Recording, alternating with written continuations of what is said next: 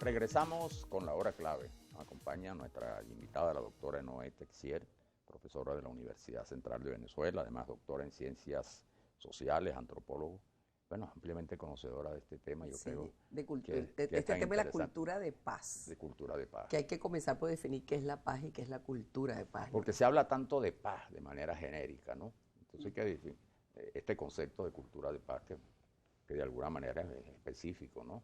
Así es. Que la gente tiende a pensar, después de estar envueltos en tantos problemas, la paz es la ausencia de líos. Eso no necesariamente es así. Fíjate que aquí Douglas Pérez comienza diciendo, la paz es la relación de armonía entre las personas. A la invitada, ¿cómo llegar a esto en medio de esta situación actual? Esa es la pregunta que iba a hacer la primero que pregunta. escribiera. Sí. Fíjate, la paz tiene muchas definiciones. Y a mi modo de ver, todas son válidas, desde la perspectiva que las estés definiendo. Nosotros particularmente desde la Universidad Central de Venezuela trabajamos con el concepto de paz de la doctora Elaine de Beauport. ¿Por qué? Porque si tú hablas de paz, como decías tú, en abstracto, vamos a seguir reproduciendo esta cultura de guerra que nos ha traído hasta aquí. Los conceptos tienen data. Eso yo se lo enseño a mis estudiantes. Los conceptos tienen una data y un contexto sociohistórico. El de cultura de paz se viene fraguando desde después de la Segunda Guerra Mundial. Fíjate, eso, la cantidad de corazones apesadumbrados, la gente entristecida, ya sin esperanza en el futuro. Aquella destrucción que deja a todo el mundo apesadumbrado, porque eso es lo que dejan las destrucciones, los conflictos cuando se salen de esa manera. Entonces hubo como un acuerdo, ¿verdad? Después de la Segunda Guerra Mundial se crea las Naciones Unidas y la UNESCO, y ahí la UNESCO ya en el año 46, ¿cómo se dice? En el acta constitutiva dice, puesto que es en la mente de los hombres donde se fraguan las guerras, es en la mente de los hombres donde deben erigirse los baluartes de la paz. Así es. La primera vez que yo leí eso, y la primera vez que lo analicé, yo me conecté.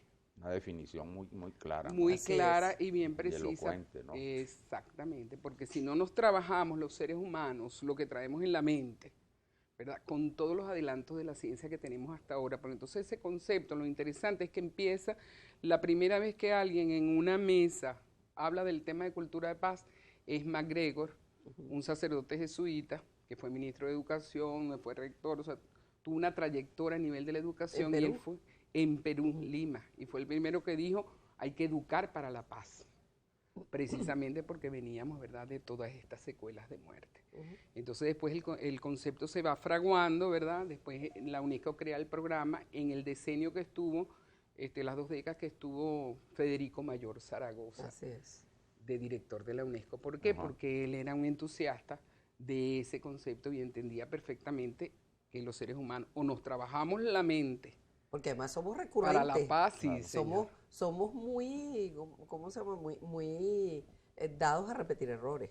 Así es. Ahora, Noé, la experiencia en Venezuela, ¿cuándo comienza el interés y todas estas gestiones que se han hecho ya a nivel universitario? Bueno, fíjate, nosotros tenemos particularmente, ya son muchísimos años, te hablo como de 15 años que venimos trabajando. Claro, tímidamente, porque como hablábamos antes, nadie ve la educación por la paz. Aunque es necesaria, eso es algo que no se ve, que no se cuenta, o sea, que se vive, ¿verdad? Y particularmente yo creo que la paz la tienes que construir tú contigo mismo. A veces nos saboteamos mucho a nosotros mismos. Sí. A veces los primeros enemigos no están afuera, están adentro de nosotros mismos. Y nos saboteamos sueños, nos saboteamos ideales, nos saboteamos incluso la acción misma. Entonces hay que empezar por el ser humano, por uno mismo y por la gente que te rodea. Porque si tú no sabes hacer la paz aquí mismo, con los que vives, la paz con los que te rodean a diario, ¿cómo vas entonces a estar hablando de paz en el mundo? Aquí tenemos a Aníbal Gómez, tuitero, ninguna guerra es buena, ninguna paz es mala, decía Abraham Lincoln. Disfrutemos pues de esta paz, entre comillas, que gozamos hoy. Un poco irónica la cosa, ¿no? Ahora, lo que sí es cierto es que hay gente, bueno, si querías hacer un comentario, hazlo, pero yo te quería adelantar. Hay una tendencia a pensar que todo el que habla de paz es un poco como come flor, para decirlo de alguna forma, ¿no? Y resulta que estamos hablando de una de las cosas más difíciles y más necesarias de conseguir en una sociedad. Y además en el para mundo poder de hoy, progresar. es una exigencia del ser humano. Así es. Ya ni siquiera es un tema de los estados en guerra ni de la política, sino del ser humano, ¿no? porque es lo que la vida es de uno a uno. Las sociedades no son abstracciones, son la suma de las personas, y si las personas no aprenden a tener paz. Entonces ahí era que iba. Yo respeto todos los conceptos de paz, pero hay que trabajar con uno. Exacto. Entonces nosotros nos enfocamos, partiendo de la teoría de Alain de Beauport, en dos aspectos bien enfocaditos. La paz es nuestra capacidad de sentir el bienestar, quiere decir nuestra capacidad de sentirnos bien. Ahorita somos más las horas en que pasamos mala, bravos, estresados, sí, furiosos. O sea, primero, tu capacidad de sentirte bien. Y segundo, tu capacidad de celebrar acuerdos cuando hayan habido diferencias. Pueden ser en tu hogar, pero pueden ser en un país. O sea, tenemos capacidades, pero no las estamos desarrollando. Y solitas, porque queramos, ellas no van a venir. Mira, yo soy bien religiosa, coordino una cátedra de estudios interreligiosos, pero yo sé que pidiendo paz, quiero paz, eso no te va a venir paz. Claro. Puedes firmar los tratados y ahí se quedará en el papel, ¿verdad? Claro. Porque en lo que firmes la paz no la vas a tener. Para que haya paz, por ejemplo, en tu casa, tú tienes que llegar bien. Claro. Si yo me peleé contigo, después llego a mi casa, claro, olvídate que siempre... Este amigo recuerda eso de Eduardo Jaime, el doctor José Gregorio Hernández, en unas escrituras dejadas por él, le confesó a Dios que si era necesario morir por la paz, pues él debía morir. A veces es necesario eso. Bueno, es que tú sabes que hay aristas por donde se trabaja. Yo trabajo la cultura de paz desde la prevención y la ayuda de cuando estás en un conflicto. Se le puede entrar a la cultura de paz por la guerra, por lo que la ha traído a ella, no solo el concepto, sino la necesidad, claro, de que lo hagamos. Y las cifras son tan alarmantes, más que yo pasé tengo unas en la cabeza y realmente no me gusta entrarle por ahí. Hay quienes le entran y es necesario. Claro. Nosotros para trabajar por la paz también tenemos que entrarle, pero te lo confieso que me baja la energía rápidamente. Yo no soy tan fuerte. Me da mucha tristeza las cosas que ocurren. Claro. Entonces prefiero que otra gente le entre por el lado de la guerra y de todos los desastres que conlleva, y yo le he venido entrando desde hace más de 15 años por el lado de la paz. Es ayudarte a que nos podamos sentir bien en cualquier momento de nuestras vidas y que podamos celebrar acuerdos cuando hay diferencias. Sí, pues esa es una capacidad para la cual hay que formar, claro, y yo creo que desde pequeño a los desde niños. Ahora, no, y el interés de los estudiantes o de las personas en general por el tema, por esta visión de la paz y la necesidad además de que se eduque en relación con el tema. ¿Cuál ha sido la reacción, la respuesta? La respuesta de la gente, ajá, yo creo que es algo que la gente busca. Fíjate, yo doy a nivel del doctorado, ¿por qué? Porque todo esto no es eso, hay muchos que trabajamos por la paz desde distintos ámbitos. Particularmente yo trabajo con la antropología, que es mi formación de base. Claro, porque es tu formación, exacto. Y en el doctorado en ciencias sociales yo me especialicé en nuevos paradigmas de la ciencia, y entonces hay un diálogo entre la antropología y la neurociencia, la química, la biología molecular. Es que es interesantísimo todo lo que los descubrimientos de nuestro tiempo nos están brindando para tener herramientas y poder lidiar con esas complejidades que nos enfrentamos a diario. ¿Y cómo se interconectan todas esas cosas que parecen tan disímiles? ¿De verdad? En gerundio. Sí. En gerundio. Pero es interesantísimo porque, fíjate, por ejemplo, yo en el doctorado trabajo con una línea que facilito entender, porque es un triángulo que es biología, cultura y sociedad. Entonces, desde la biología, ¿con qué trabajo? Particularmente yo, con la neurociencia, y lo que les acabo de decir, ¿verdad? El cerebro triuno y el modelo de inteligencias múltiples de Alain de Beauport. Tenemos que capacitarnos, desarrollar esas inteligencias para convivir. La ciudadanía hay que ejercerla, pero hay que ejercerla con conocimiento, ¿verdad? Después, del lado de la antropología, tenemos los mitos y los ritos. Esos son instrumentos que nos brinda nuestra cultura.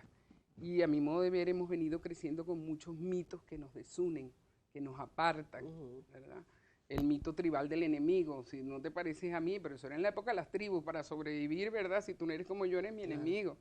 Pero ya estamos en una sociedad, ¿verdad?, globalizada. Y que muchas veces los cultivamos, a veces sin darnos cuenta y a veces sin querer queriendo, especialmente en el mundo de la política, ¿no? Exactamente. Y en nuestras vidas personales, sin ir más lejos, también lo podemos ver clarito, esos mitos que nos desunen.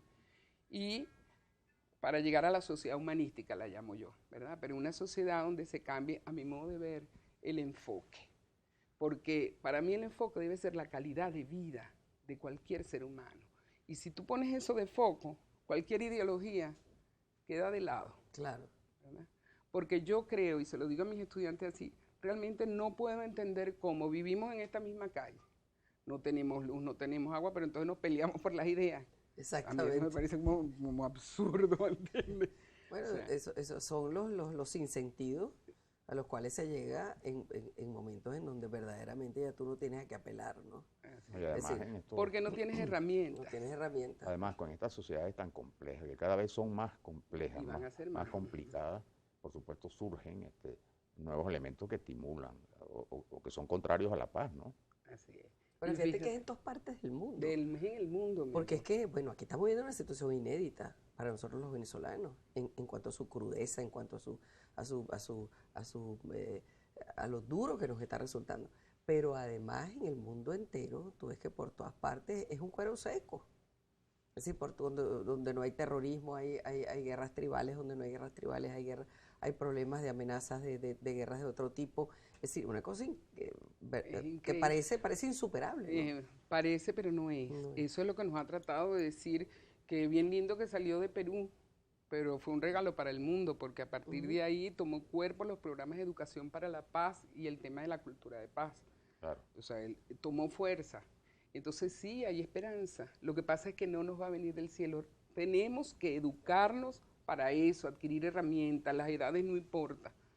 O sea, yo particularmente todos los días practico los Justamente ejercicios sobre que eso me nos pregunta Douglas Pérez, doctora, ¿existe desde lo didáctico algún estudio efectivo para alcanzar la paz, mantenerla y gerenciarla, transmitirla? Sí hay. Y esa es la buena noticia que yo vengo a dar desde la Qué bien. ciencia. Por eso te dije, no me gusta hablar del lado de la guerra y de esas cifras y esos datos tan alarmantes y desesperanzadores. Sí. Vengo a hablar de lo que yo vengo trabajando de hace, no voy a decir el tiempo, Sí. pero de Desde hace hace bastante un tiempo, tiempo, algún más tiempo. o menos, por la cultura paz desde la ciencia. Por ejemplo, a mí una de las cosas que me hizo unirme a Elaine de Beauport y a su teoría son que ella no solo plantea la teoría, sino los ejercicios prácticos. Plantea 10 inteligencias, ¿verdad? La racional ya la conocemos, aquí seguimos en eso, pero tenemos otras 9 inteligencias que solitas no se van a desarrollar. Entonces tenemos las capacidades para la paz. Y parecemos tan brutos. Parecemos tan inteligentes y tan brutas.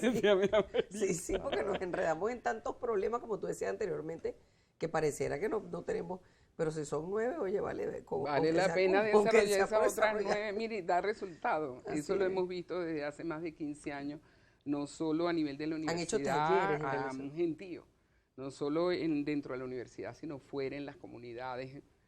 Ofrecemos, sí hay para la persona, siéntase alegre porque hay herramientas y comprobadas. No es que más o menos vas a ver si sirve. Sí. Ahora, qué interesante que todo eso fuera política de Estado, se invirtiera en recursos. Es decir, Mayra Valdés, ¿cómo mantener la paz con las dificultades diarias? Bueno, esa es con esa pregunta empezamos y con esa pregunta estamos terminando. Queda un minutico. Nos queda un minuto nada más. Un minuto para que tú veas que rápido se va todo. Fíjate, la Además, capacidad todo en paz. de Y todo en paz. Y todo en paz. Vamos a tratar de tener la paz, Claro. porque ya ha estado entre nosotros. Lo que pasa, nosotros hemos tenido miles de situaciones en la vida con nuestros más cercanos, ¿verdad? Donde ha habido un conflicto, ¿verdad? Y hemos de alguna manera llegado a un acuerdo. Así es. Recuérdalo. Nosotros de alguna manera, ¿verdad? Nos sentimos mal, nos podemos sentir muy mal, pero hay cosas tan chiquitas que nos pueden hacer sentir bien, cosas pequeñas.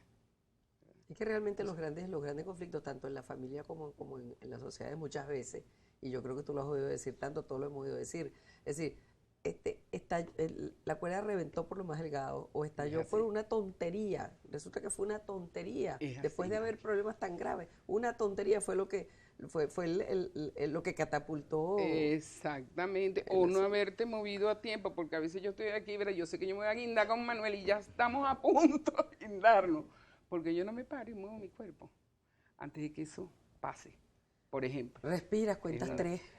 Y te paras y te vas. Ya vengo. Después inventas lo que quieras, pero por lo menos evitas de llegar a una situación, como tú decías, ¿verdad? Que revienta la situación. Claro. Exactamente. Interesantísimo, Noé, te felicito de verdad por todo lo que estás haciendo y te agradezco. Muchísimas Estamos gracias por haber venido. Estamos a la orden para esas herramientas en la Muy Universidad interesante Central de la Venezuela. conversación. Bueno, vamos a la pausa y regresamos para nuestro tercer segmento, el segmento final de la hora clave.